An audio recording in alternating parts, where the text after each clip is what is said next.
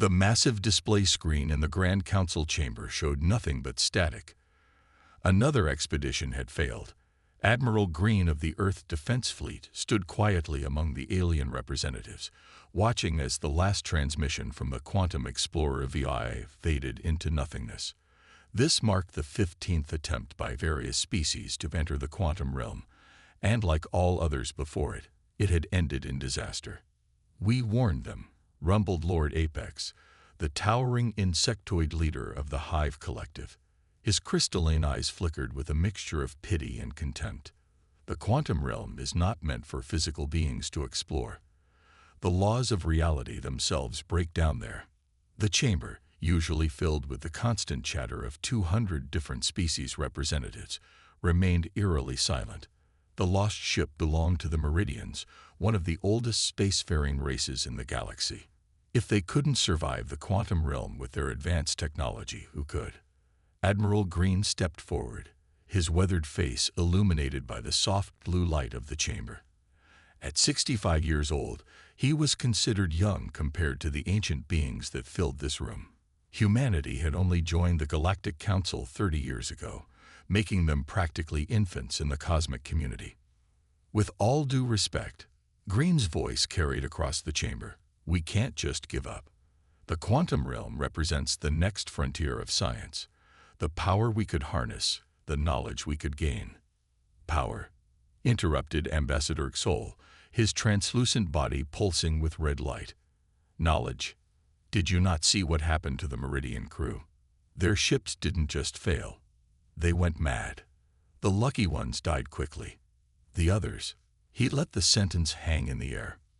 Green had seen the recordings. The survivors of previous expeditions had returned changed.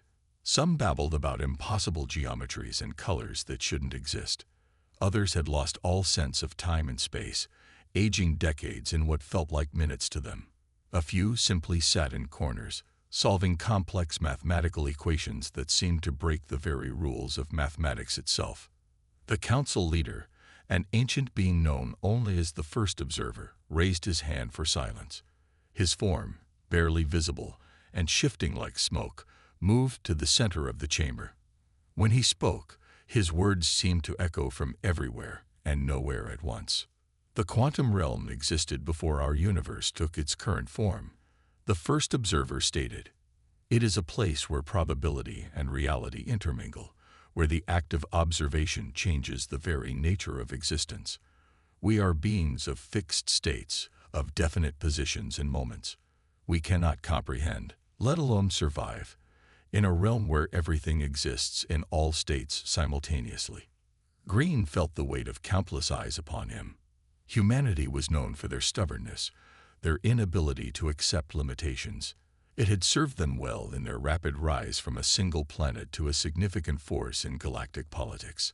But even he had to admit, the quantum realm seemed beyond their reach. The First Observer waved his hand, and a new image appeared above them. It showed the various attempts to map the quantum realm over the millennia.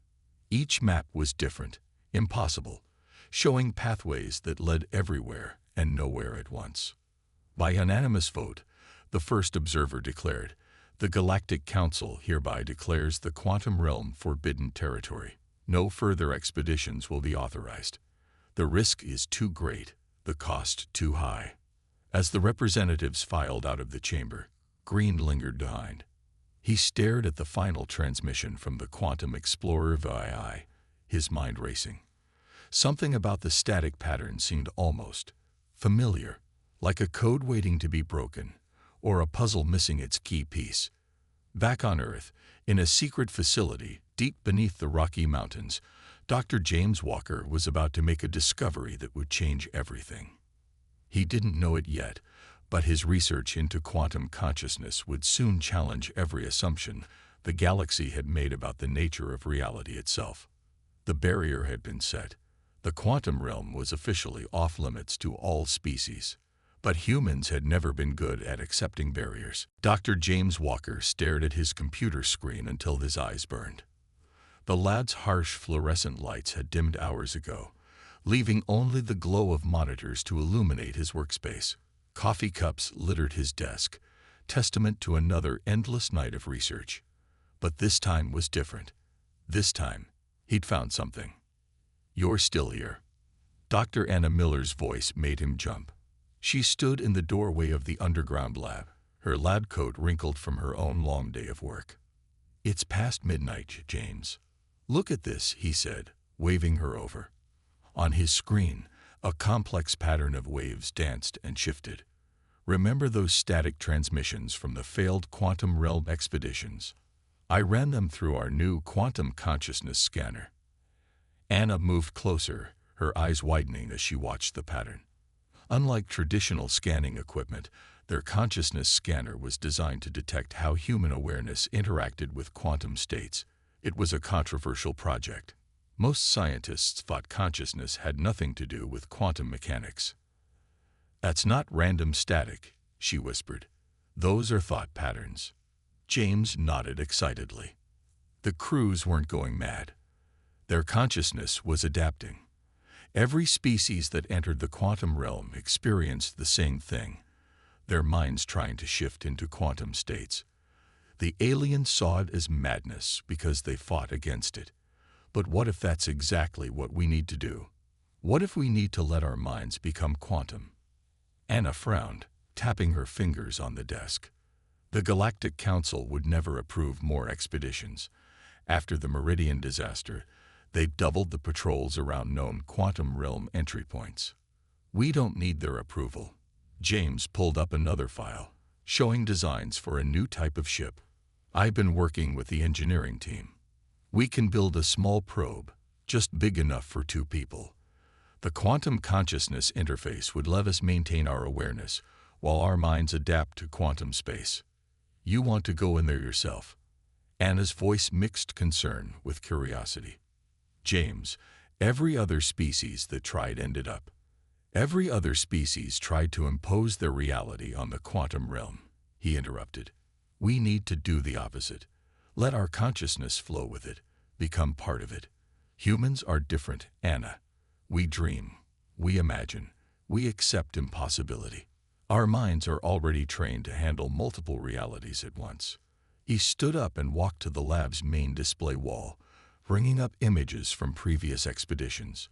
"Look at these readings. The aliens' brains fought to maintain fixed states, but human brains naturally process quantum superpositions when we dream or imagine.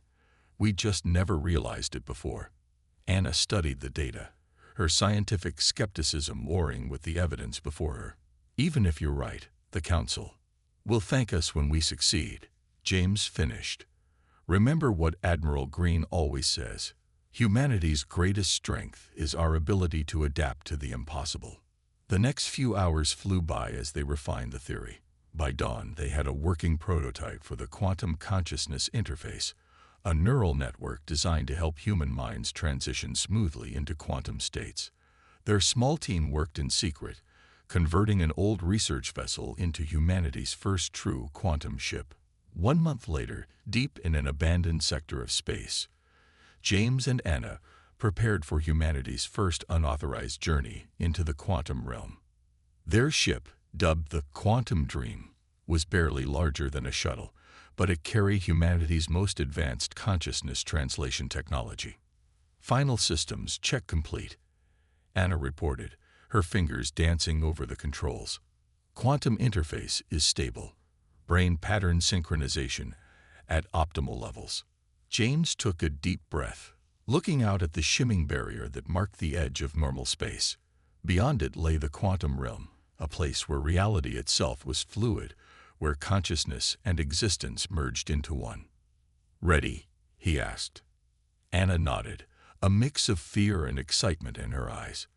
Breaking the rules to achieve the impossible seems like a very human thing to do. James smiled and engaged the drive. The quantum dream slipped forward, entering the space where nothing was certain and everything was possible. Humanity was about to make the impossible their home. The moment the quantum dream crossed the boundary, reality shifted. Colors that shouldn't exist filled the viewport, and space itself seemed to fold like paper. James felt his mind stretching, trying to understand what his eyes were seeing. But unlike the crews that came before them, His consciousness didn't break, it adapted. "Status report," he managed to say, his voice sounding strange in his ears, as if he was speaking from multiple places at once. "Quantum interface is holding," Anna replied, her form seeming to exist in several states simultaneously. "Our minds are transforming, but it's controlled. The neural network is working exactly as we theorized." Through the viewport, they saw what no other being had lived to describe. The quantum realm wasn't chaos. It was pure possibility. Every point in space existed in all possible states at once, creating patterns that normal minds couldn't process. But their augmented consciousness could perceive it, could understand it. "Beginning recordings," James said, activating their specially designed quantum sensors. "Look at that structure. Ahead of them, something that looked like a cross between a crystal and a thought hung in the quantum space. It shifted and changed with each moment, but maintained a consistent pattern, like a building made of probability itself." Anna's fingers moved across her console, existing in multiple positions simultaneously. "It's artificial. Someone, or something, built this. The readings suggest it's millions of years old, but it also appears to be being built right now, and to have not yet been built at all." "Quantum superposition on a massive scale," James breathed. "This is what we theorized. Time and space don't work the same way here. Everything exists in all states until it's observed. But even then, it doesn't collapse into a single state like in our universe." They carefully maneuvered the quantum dream closer to the structure. Their ship's quantum shields, designed to maintain a bubble of semi-normal space around them, flickered with strange energies. But the quantum consciousness interface kept their minds stable, allowing them to process what they were seeing without losing their grip on reality. "James," Anna called out suddenly, "I'm detecting something like a data stream. It's everywhere and nowhere, but I think I can." The ship's computers suddenly lit up with information. Streams of data, encoded in quantum states, began flowing through their systems. Their quantum-enhanced minds could perceive patterns in the chaos. It was a language, or something like it. "It's a message," James realized, watching as their computers began translating the impossible data. The beings who built this, they didn't die or disappear. They evolved. They turned themselves into quantum waveforms. Hours passed as they studied the structure and its message. They learned that the probability architects, as they came to call them, had discovered that consciousness itself was quantum in nature. Instead of fighting against the quantum realm's nature, they had embraced it, transforming their entire civilization into beings of pure quantum potential. "We need to get this information back," Anna said finally. "The Council needs to know. This isn't just a scientific discovery. It's the next step in evolution." James nodded, but hesitated before turning the ship around. "They'll try to stop us from coming back. They won't understand. Then we'll make them understand." Anna's voice was firm. "We're proof that it's possible. Our minds are handling quantum space. We can show them the way." The return journey was easier than the entry. Their minds, now accustomed to quantum states, smoothly transitioned back to normal space. As Earth's secret research base appeared on their screens, both scientists knew that everything was about to change. Admiral Green was waiting for them in the landing bay, his face a mixture of anger and amazement. "Do you have any idea how many regulations you just broke?" he demanded. James smiled, his consciousness still partly attuned to quantum possibilities. "Sir, we didn't just survive the quantum realm. We found our future there." The Admiral looked at their readings, at the impossible data they'd brought back, and his expression slowly changed. Humanity had done more than survive the quantum realm. They had proven it could be their greatest frontier. The barrier had been broken. The impossible had become possible. And this was just the beginning. 3 months after the first successful quantum realm expedition, Earth's secret research base buzzed with activity. The original quantum dream had been joined by 2 sister ships, and a team of 20 specially trained pilots now regularly ventured into what other species had deemed impossible territory. James stood in the new Quantum Command Center, watching as the latest mission unfolded on the probability displays.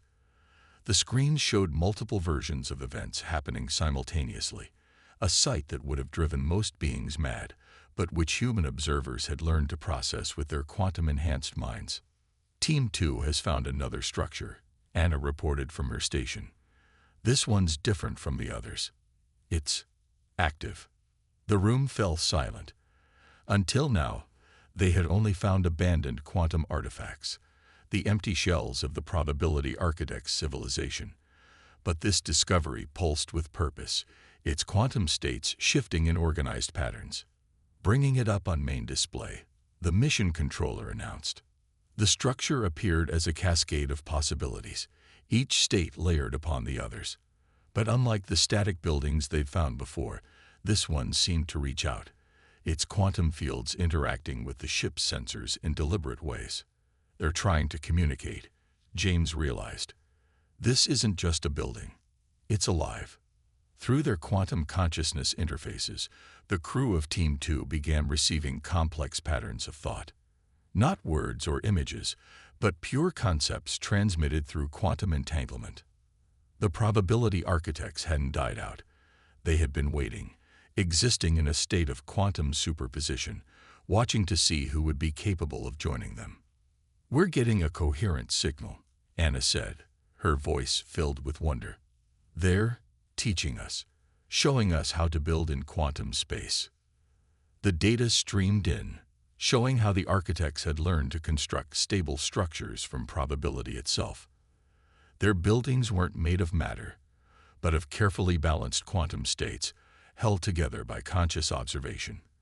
It was architecture that existed in all possible forms until needed, then collapsed into the most useful configuration. Commander Rogers, leader of Team 2, sent back his report. The structure is some kind of manufacturing plant. They built their civilization by learning to harvest and shape quantum probability itself. But there's more. They're showing us how they transformed themselves, how they evolved beyond physical form. James watched in amazement as the quantum patterns revealed the architects' greatest achievement. They had discovered that consciousness itself was a quantum phenomenon, capable of existing in multiple states at once. By embracing this truth, they had freed themselves from the limitations of physical bodies, becoming beings of pure quantum potential. "This is what the other species couldn't handle," Anna said quietly. "They tried to impose their single-state existence on a realm of infinite possibilities. But humans, we dream, we imagine, we create. Our minds already work with multiple realities. We just needed the right interface to do it consciously." The next few hours were filled with intense activity as Team 2 documented everything the architects were sharing. Plans for quantum technology, methods for stable quantum construction, and most importantly, the beginnings of a true communication protocol with these incredible beings. Admiral Green, who had been watching silently, finally spoke. "The Council will have to acknowledge this. We haven't just survived the quantum realm. We found the most advanced civilization in existence." James nodded, but his mind was already racing ahead to the possibilities. "This is just the beginning. The architects are showing us how to build permanent structures in quantum space. We could establish a base here, a foothold in a realm that everyone else feared to enter. A home in the impossible," Anna added, smiling. "How very human of us." As Team 2 prepared to return, the quantum structure pulsed one final time, sending a pattern that their computers translated into a simple message. "Welcome, new friends. We have waited long for minds that could join us." The quantum realm, feared and forbidden by the galaxy's oldest species, was about to become humanity's greatest adventure. They had done more than make first contact. They had found their future. The first human settlement in the quantum realm took shape like a dream becoming reality. Because in many ways, that's exactly what it was. New Copenhagen, as the settlement was named, existed in multiple states simultaneously, its structures shifting and adapting to the needs of its inhabitants. James stood at the observation point, watching as construction teams used their quantum-enhanced minds to shape probability itself into habitable spaces. The buildings seemed to flow like liquid silver, each one existing in several forms at once until someone needed to use it, at which point it would temporarily stabilize into the most useful configuration. "The living quarters are fully operational," Anna reported, walking up beside him. Her form flickered slightly, a common sight in the quantum realm where everyone existed in multiple potential states. 20 families have already moved in. Can you believe it? We're actually living here. Below them, the settlement's main plaza took shape. Unlike traditional buildings, these structures were built from quantum probability waves, held stable by the combined consciousness of the human inhabitants. The probability architects had taught them well. "Transport hub is online," called out Chief Engineer Moore through the quantum comms system. "The probability tunnels are stable and mapped. We can now move between any point in the settlement instantly, as long as we don't mind existing in multiple places at once for a split second." James smiled. What other species had seen as madness? Existing in multiple states, being in several places at once, humans had embraced as an opportunity. Their natural ability to handle contradictions, to imagine impossible things, had made them perfect pioneers for this strange new frontier. "Incoming transmission from Earth Command," Anna announced, her expression turning serious. "The Galactic Council is demanding an inspection. They don't believe we've actually built a stable settlement here." "Let them come," James replied confidently. "They need to see this, need to understand what's possible when you stop fighting against quantum nature and learn to work with it." The next day, a delegation of council representatives arrived, their ships carefully guided through the quantum space by human pilots. Their reactions were a mixture of disbelief and awe as they toured New Copenhagen. "Impossible," muttered Lord Apex, his crystalline eyes struggling to process the quantum structures. "How are you maintaining stability in this chaos?" "It's not chaos," James explained, leading them through a probability tunnel, a pathway that connected different parts of the settlement through quantum entanglement. "It's pure possibility. Every building, every path, exists in all possible states until needed. It's actually more efficient than traditional construction." The tour continued through research labs where scientists studied quantum technology, past residential areas where families had learned to live comfortably in spaces that changed to match their needs, and finally to the central plaza where a monument was taking shape. "This," Anna said proudly, "is our latest achievement. A quantum computer that exists across all possible states simultaneously. It can solve problems by calculating every possible solution at once."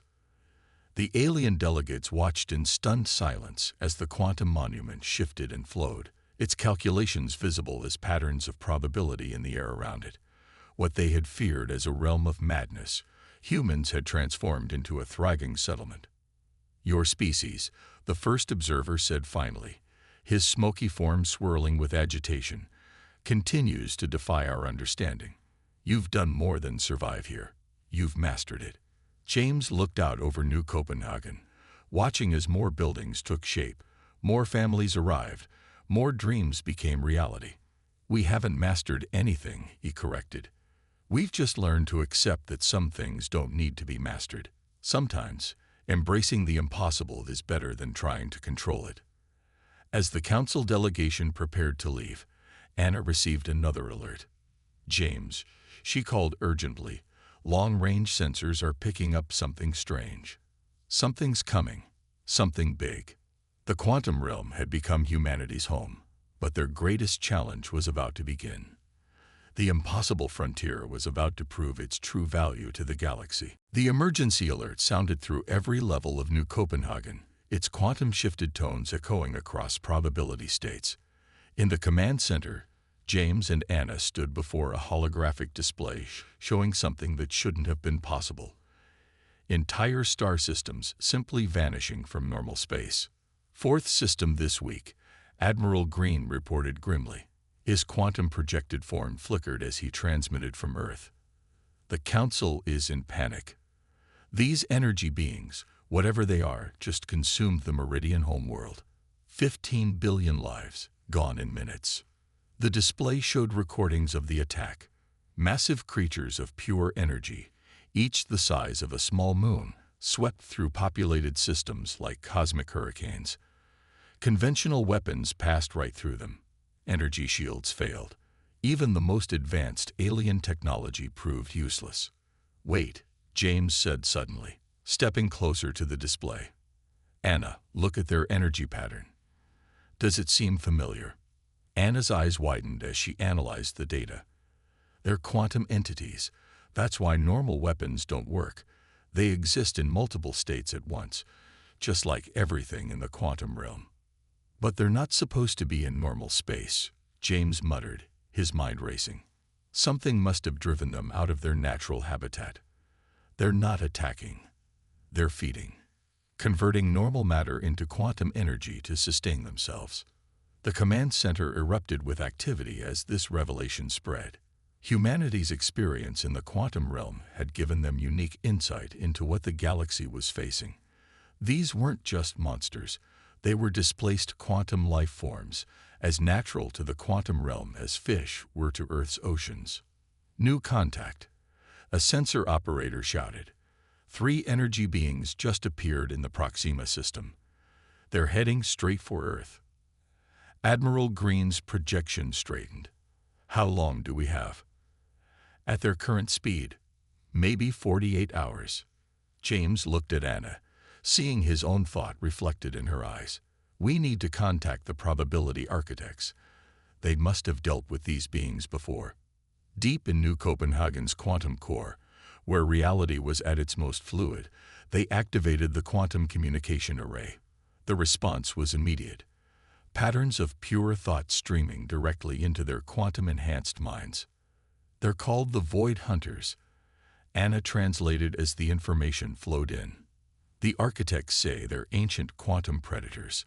Usually they stay in the deepest parts of the quantum realm, but something's disturbing their usual hunting grounds." "Can we stop them?" Admiral Green asked. James studied the patterns the architects were sharing. "Yes, but not by fighting. We need to guide them back to their natural feeding grounds. The architects are showing us how to create quantum lures, energy patterns that will attract the hunters away from normal space." "But we'll need more than just lures," Anna added. "We need a network of quantum beacons placed strategically through normal space, each one tuned to create a path back to the quantum realm's deep zones." Admiral Green nodded. "I'll inform the Council. How many ships do you need?" The next 24 hours were a blur of activity. Every quantum-capable human ship deployed, carrying specially designed beacons. The Council, facing extinction, could only watch as humanity executed a plan they barely understood. "First beacon network complete," Anna reported as the deadline approached. "The Void Hunters are responding to the quantum signals." On the main display, they watched as the massive energy beings changed course. Drawn by the familiar quantum energies, they began following the pathway of beacons, moving away from populated systems and back toward the quantum realm's depths. "It's working," James breathed. "They're returning to their natural hunting grounds." But as the immediate crisis seemed to be ending, a new alert sounded. The quantum disturbance that had driven the Void Hunters into normal space was growing stronger. Something even bigger was coming. Admiral Green's projection flickered urgently. "The Council is demanding answers."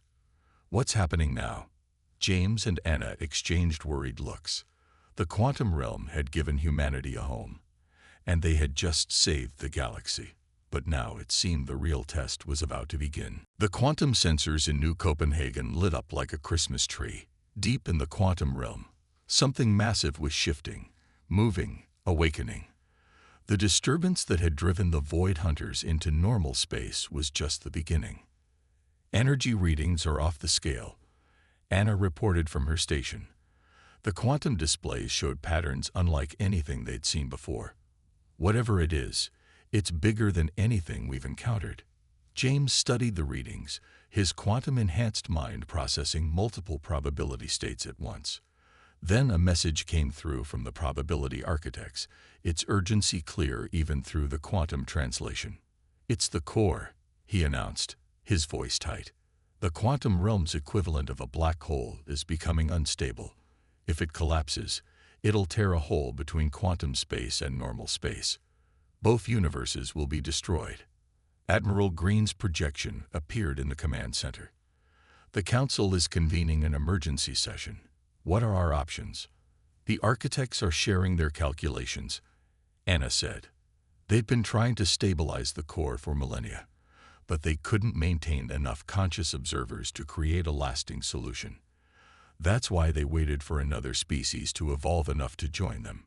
James nodded, understanding dawning. "They needed us. Not just our technology, but our minds. Our ability to imagine the impossible and make it real." "What's the plan?" Green asked. "We need to create a quantum consciousness network," James explained. "Every human in New Copenhagen, every quantum-capable pilot, all observing the core simultaneously. Our combined consciousness can help stabilize the quantum states." The next few hours were a whirlwind of activity. Every human with quantum training was brought to New Copenhagen. The probability architects provided their ancient knowledge, showing them how to link their minds into a vast network of conscious observers. "Network is ready," Anna announced. 2,000 human minds, all quantum-enhanced, all linked together. "The core is approaching critical instability," a sensor operator warned. 5 minutes to collapse." James took his position in the network hub. Around him, hundreds of humans sat in specially designed quantum interface chairs. Through their combined consciousness, they could see the core, a swirling mass of pure quantum potential, beautiful and terrifying. "Begin sequence," he ordered. 2,000 minds focused as one, their quantum-enhanced consciousness reaching out to observe the core. In quantum mechanics, the act of observation affects reality. With so many minds working together, guided by the architect's knowledge, they began to stabilize the quantum states. "It's working," Anna called out. "The core's collapse is slowing."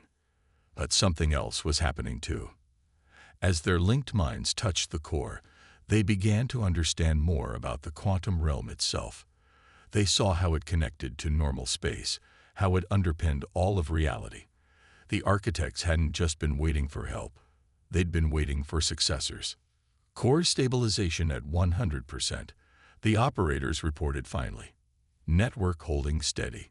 In the council chamber, the alien representatives watched in awe as humans, the youngest spacefaring species, accomplished what none had thought possible. They hadn't just survived the quantum realm, they had become its guardians. Admiral Green addressed the council. "Today marks a new era. Humanity will maintain a permanent presence in the quantum realm, working with the probability architects to ensure the core remains stable. We offer our knowledge and assistance to any species willing to learn." James and Anna stood in New Copenhagen's plaza, watching as more humans arrived for quantum training. Above them, the core pulsed with stable energy, no longer a threat, but a promise of new discoveries to come. "We did it," Anna said softly. "We turned the impossible into home." James smiled, looking out at the quantum cityscape where buildings shifted through probability states and humans walked confidently through what other species had feared. "That's what humans do best," he replied. "We don't just face the impossible. We move in and redecorate." The quantum realm, once forbidden and feared, had become humanity's greatest achievement. And somewhere in the quantum flows, the probability architects watched with satisfaction as their chosen successors took their first steps toward a destiny greater than anyone had imagined. The impossible frontier had become humanity's gift to the galaxy.